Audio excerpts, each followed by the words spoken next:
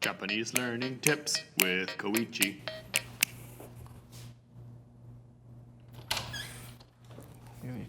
Hey, Koichi. Hi, Michael. Hi, puppy. Do you have any Japanese language learning tips for the viewers today? Well, I didn't have anything prepared. Let me see what I can think of. Okay. So I have this one tip. It's one that I sent out in the Learn Japanese email list. So if you're signed up for that, where we send out advice for learning Japanese depending on your level. Sorry, but this is hopefully new for a bunch of you. Let me put my slippers on. I'm gonna have to take you over here to show you something on my computer. Have you guys heard of loan words? So these are words that are borrowed from another language to put in your own language. For example, the English language has borrowed a bunch of Japanese words like sumo or banzai or hansho, things like that, tsunami. And of course, the Japanese language has borrowed a bunch of words from other languages as well. Probably much more so than we have, at least when you think about modern English. Let me pop something up. Don't look at my screen. I'm going to put in my password. Excuse me just a second. Shit. Oh, there we go. And good. Okay. So there we go. Let me search for it. So in Japanese, the loan words are called gaidaigo. We have gaidaigo and wasei-eigo terms. It's a list of words, and it also shows the origin of the words. So the reason that these kind of words are interesting is because for English speakers especially, but also there's some French and German as well, but mostly English.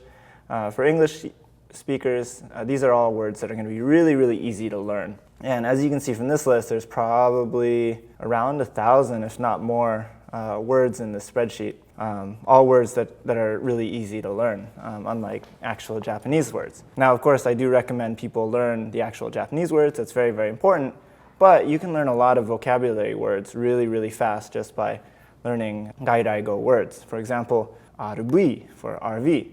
That's a truck, van, or SUV recreational vehicle. That's an RV, basically. Or you can see right here for bike, you have baiku. That's really easy to learn too because it sounds just like bike, and that refers to a motorcycle. It's easy to figure out the meaning of that. There's going to be some that don't make a lot of sense, especially in the wasei-eigo category, but most of these words are going to be words that you've seen before in English and can very quickly learn in Japanese as well. And then, within a matter of a couple weeks, you have probably about 1,000 new words that you can recognize. Maybe you can't recall them, but you can recognize them if you see them or if somebody says them.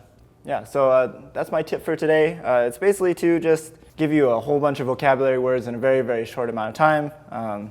These words aren't as useful for the most part as real Japanese words, but a lot of them are used quite a bit in Japan or the Japanese language. So it's some low-hanging fruit that will just give you more vocabulary that you can use in conversation, reading, writing, whatever. And really, just having a lot of vocabulary, that's what's really, really important if you want to be able to communicate. You can communicate with vocabulary alone and no grammar at all, but you can't communicate with only grammar and no vocabulary. So it's very, very important to learn vocabulary. This is one way to take a big step forward and get you started using more words. If you haven't signed up for our Learn Japanese mailing list, make sure you do that. I'll put a link down in the description, and you can sign up for that. Or you can just keep watching these videos, and we'll come out with something that I haven't sent out an email, hopefully next time. Thank you.